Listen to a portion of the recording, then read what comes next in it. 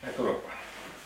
Eccole qua, Ecco, siamo tutti qui. questa è la sua cuccia. Ancora non ci credono di poter giocare e riabbracciare nuovamente il loro Paco, un chihuahua di 7 anni che un anno fa, il giorno di San Valentino, è scomparso mentre la famiglia Teodorini si trovava nel parcheggio di un circolo ippico a Casale sul Sile frequentato dalla figlia. Nell'andirivieni tra la scuderia e la macchina, rientrando alla macchina, Paco non era più nella sua cuccia nel sedile dietro dove l'avevamo lasciato temporaneamente perché pioveva a dirotto. Nei giorni successivi i Teodorini hanno distribuito volantini ovunque, ma di Paco nessuna traccia, almeno fino a venerdì scorso quando un signore l'ha ritrovato. All'ora di pranzo l'aveva trovato in rotonda vicino all'ospedale di Piove di Sacco, l'ha visto sul ciglio della strada, si è preoccupato che non venisse investito e l'ha raccolto e molto scrupolosamente è andato da un veterinario, ha fatto leggere il microchip, poi risalito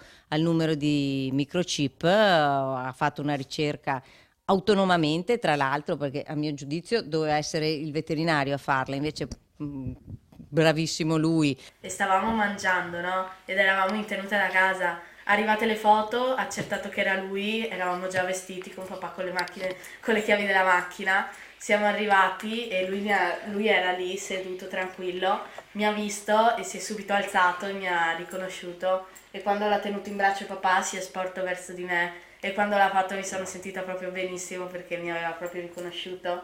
Una gioia immensa per tutta la famiglia che credeva di non rivedere più Paco, al punto che per colmare il vuoto lasciato avevano preso un altro cagnolino simile. Ora vivono tutti insieme, gattina compresa.